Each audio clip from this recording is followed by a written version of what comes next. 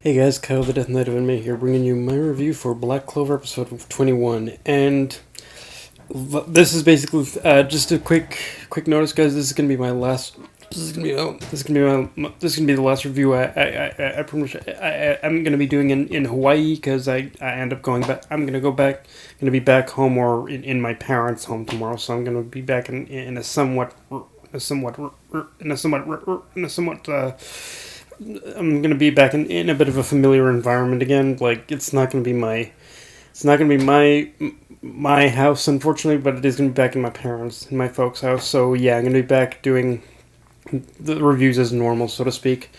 Um, but knowing that, let's get into this episode, and in this episode we get introduced to the villain of this arc right off the bat, like in the big way possible, because well, the episode does devote a bit of time to the squabble between Asta and the Magic Knights. The rest of the episode just jumps straight into the action and the invasion of the capital, so to speak. And no lie, I really like this new villain, and the reason is I got nothing like. The thing is, like, he the way he's portrayed, he's definitely not gonna be a sympathetic antagonist. Let's get that right. He's gonna be like the big, bombastic bad guy who just doesn't give a shit, and he's basically out for blood. He's gonna kill everyone that's in his way. So, and it's. I like this new villain for pretty much for pretty much that one simple fact. And don't get me wrong, I got nothing against the sympathetic antagonist trope. It's one of the main reasons I and many others watch anime. But I think every once in a while we pretty much need I think we definitely need a lot more of the villains that you can't really sympathize with, and the ones that you just kind of are born to hate, because in reality the truth is that not a lot of people are gonna have. Not a lot of people in real life even really sympathize with people who do evil deeds in real life. So, in a way, I guess you could say that that's one of the reasons. And I think just because of that, and just a whole bunch of other reasons, I think we just need just a straight up evil guy, I think, every once in a while. So yeah, I can't fault the episode for basically giving us a very bombastic bad guy, especially one who honestly he shares a lot of similarities with Dio for me. I'm just gonna say that right now. He's like the Dio of Black Clover or something. And yeah, and I think. And another thing for me, honestly, is that, like, it's... Another thing for me about this villain, honestly, is that he's... I actually, with basically the introduction to this new villain, I feel it actually also touched on something, on strange enough, a very interesting strength of Black Clover for me, honestly, which is that, like, I had this problem in the last arc, which is that basically the whole battle with Mars, it wasn't that exciting. But this whole invasion they have going on, I found myself a lot more invested in this. And I think the reason as to why that is, I think, is because one of Black Clover's strengths is not necessarily in pretty much these. It's not necessarily in focusing on these smaller battles.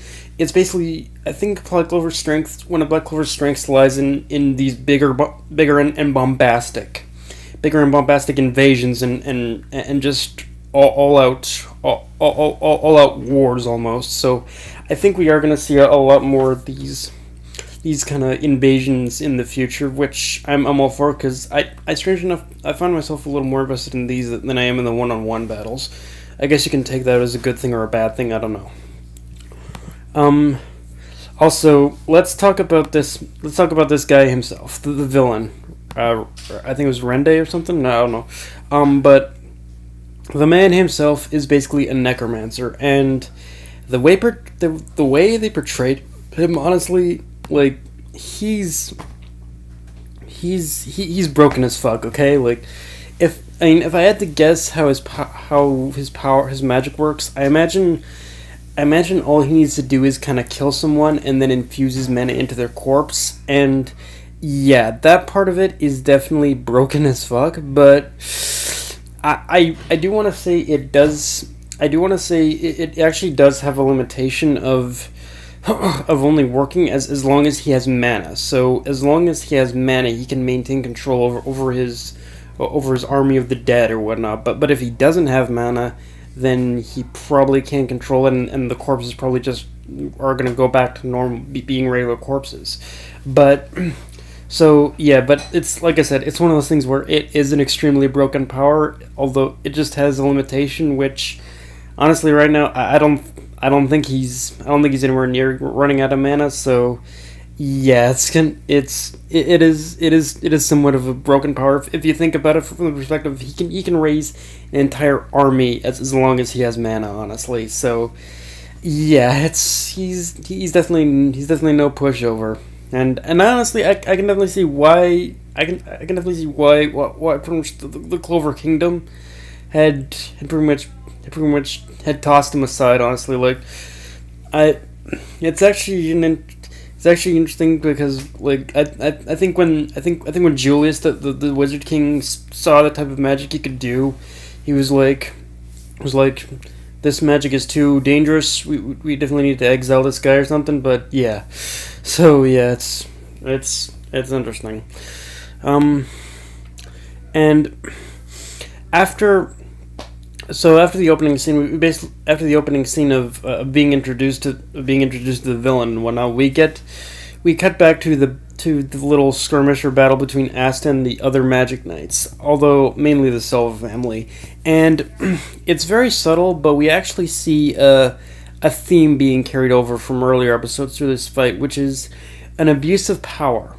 If you really look at that whole situation in the dining hall, Asta and Yuno were the only ones fighting with pretty much with pretty much even somewhat what resembled a noble purpose. But the Silva family were only fighting because they wanted to preserve their noble image or something, and it really shows that shows a disconnect that a lot of these Magic Knights have. And you can actually see it even further, but I think it's Nozel and it was Nozel and I think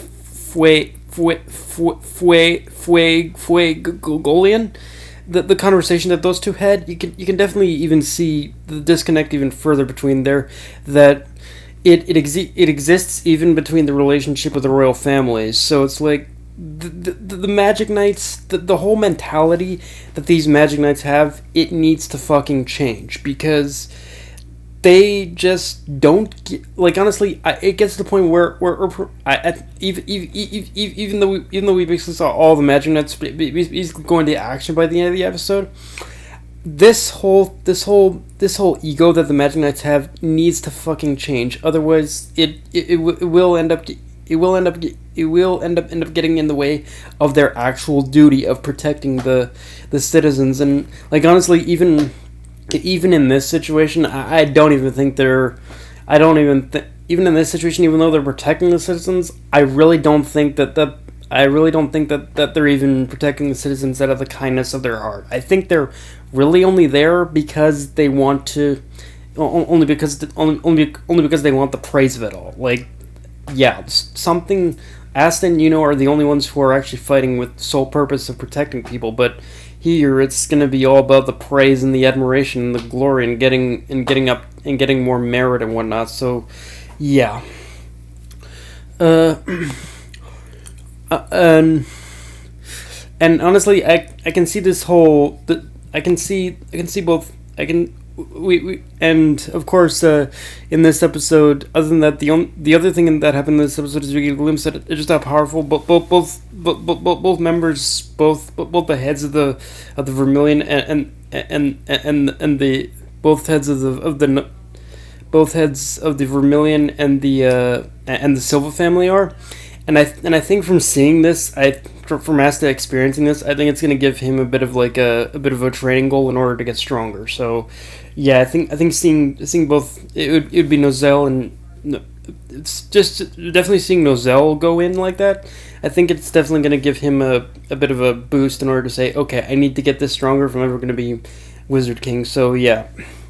The other big thing to know about this episode is, again, it actually picked up the thing to note about this episode is that the pacing picked up again. It like even though it was a little slow in places, this episode actually adapted 3 chapters of the manga, so which is good. Don't get me wrong. Like, if there's anything Black Clover has been lacking, it's the pacing, definitely, and it's good to see that we're getting like faster pacing in the series. But again, it makes me wonder how things will play out. I mean, they might be able to squeeze in the next arc into the remaining episodes, but that's only assuming there's no filler beyond this point. Like, at this point, it really all hinges on whether or not that Studio Pierrot is going to do filler after this arc, because it's like, yeah, I want to believe that that Studio Pierrot isn't going to do filler after this, but I don't know. I guess we'll just, like I said, we'll just have to wait and see. After that, like, and another thing that happens in this episode, we get introduced to another of the Vermilion family. His name is Leopold, I think. Yeah, Leopold, as well, and as well as a dive into Mimosa and Noel's extended family. And like, when we see that Leopold was introduced, I'm with there's way too many royals. In fact, I can see Leopold's whole his basically whole thing of seeing Asta as a rival and whatnot. I can see that whole shtick, that whole rival shtick of Leopold's getting real annoying real fast. In fact, you know what? I'm gonna say, you know what? I need to tell you guys something right now. It's actually really funny, but lately Asta has become less and less annoying in the past 5 or 10 episodes. And I don't know what has brought on the change, if it's just we've gotten introduced to more and more characters for him to work off of, or maybe the Seiyu has finally found the balance, or maybe my ears have just adjusted at this point. I don't know, but just something about this current, just something about Asta as of late.